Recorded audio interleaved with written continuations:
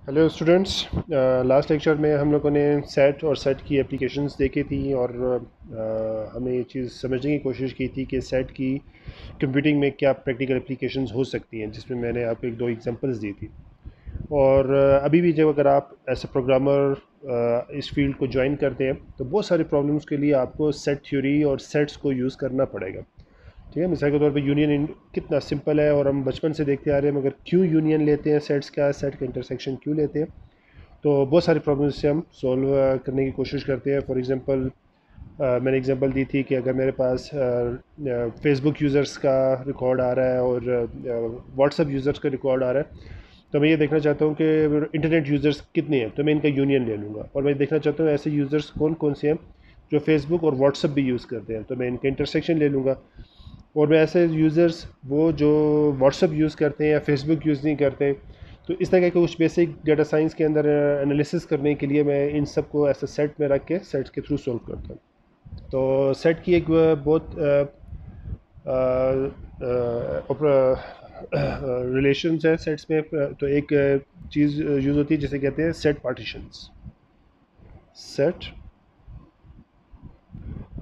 Partitions, तो ये भी, इसकी भी बहुत सारी एप्लीकेशंस हैं।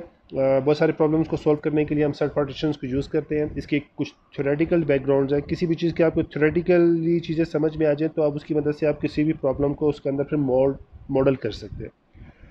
तो सेट पार्टीशन से पता चल रहा है कि हम किसी भी बड़े सेट को या किसी भी सेट के छोटे छोटे पार्टीशंस करेंगे, उसके कुछ पार्ट्स बनाएंगे।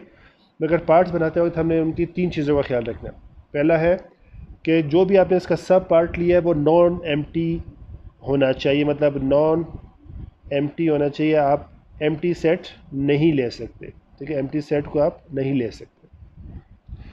दूसरा है कि आप दो, अगर एक सेट है मेरे पास, for example A is equal to 1 2 3, तो आप इसके पार्टीशन करते हैं, आप इसका एक सब सेट ले लेते हैं 1 2। ठीक है, तो इसको हम वो नाम दे देते हैं A1। तो ये दो सेट्स हैं क्योंकि करली ब्रैकेट्स है, तो A1 is a subset of A. तो हर वो जो सेट आप इसका लेंगे, पार्टीशन करेंगे, वो सबसेट ऑफ ए होना चाहिए क्योंकि उसी का एक हिस्सा है। तो नॉन एम्प्टी नहीं होना चाहिए, मतलब आप एक एम्प्टी सेट भी ले सकते हैं, मगर पहली प्रॉपर्टी कहती है कि वो नॉन एम्प्टी होना चाहिए।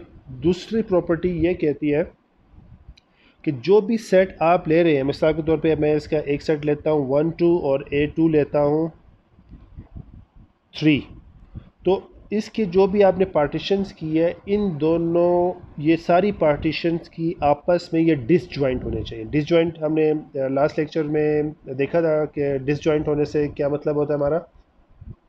डिसजॉइंट का मतलब है कि when two sets intersection is a empty set, we say that these two sets are disjoint to each other.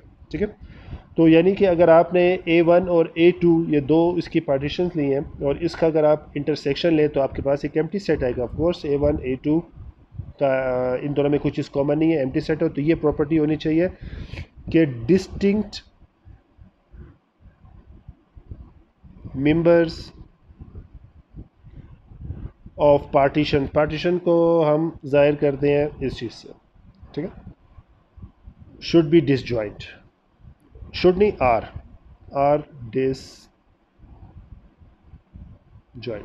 तो पहली प्रॉपर्टी वो एम्प्टी सेट नहीं होना चाहिए। दूसरी प्रॉपर्टी, आप जितने भी उसकी पार्टीशंस बना रहे हैं तो वो आपस में डिसजॉइंट होनी चाहिए। मिसाल के तौर पे आप A1 लेते हैं 1 2, A2 लेते हैं 3, अगर आप A3 लेते हैं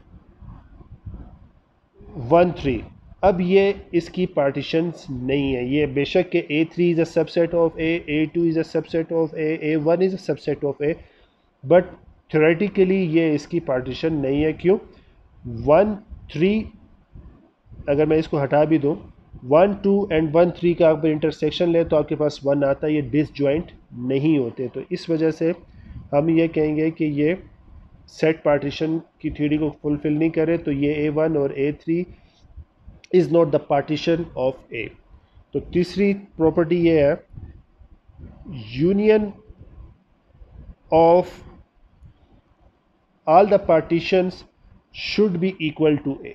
अगर हमारे पास सेट ए था, मैंने इसकी दो पार्टीशन की है, फॉर एग्जांपल मैं इसको काट रहा हूँ, अभी मैं लिखता हूँ A1 is equal to 1 2 and B A2 is equal to 3।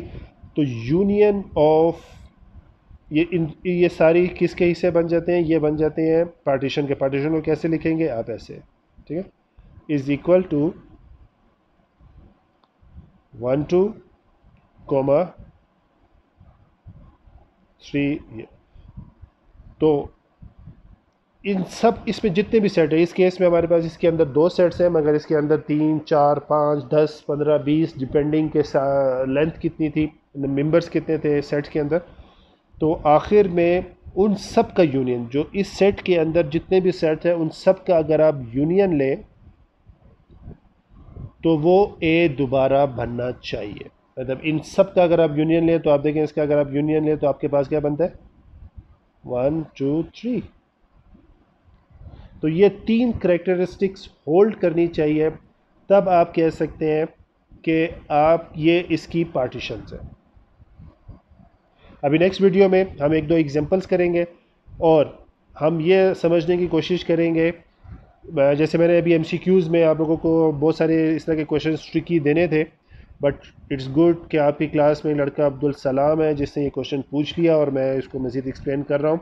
अगर वो ये क्वेश्चन नहीं पूछता तो आप एमसीक्यूज़ में अच्छे खासे कंफ्यूज होते। तो हम आगे और मज़ीद एग्जांपल्स देखेंगे और थोड़ा सा डिस्क्रीट मैथमेटिक्स को रिकॉल करेंगे और हम देखेंगे कि उसमें जो कॉम्बिनेटर्स का प्रॉब्लम था, कंप्यूटर परमुटेशन एंड कॉम्बिनेशन, तो हम उसको थोड़ा सा देखेंगे और गेस करने की कोशिश करेंगे अगर सेट ए में अगर 3 मेंबर्स हैं तो इसके कितनी पॉसिबल पार्टीशंस बन सकती है। अब पॉसिबल पार्टीशंस बनानी क्यों है, पार्टीशंस की क्या एप्लीकेशंस है, मैंने लास्ट लेक्चर में बताया था, बट हम अगली नेक्स्ट लेक्चर में आपको एक प्रैक्टिकल एग्जांपल दूंगा और हम उसको सॉल्व करेंगे।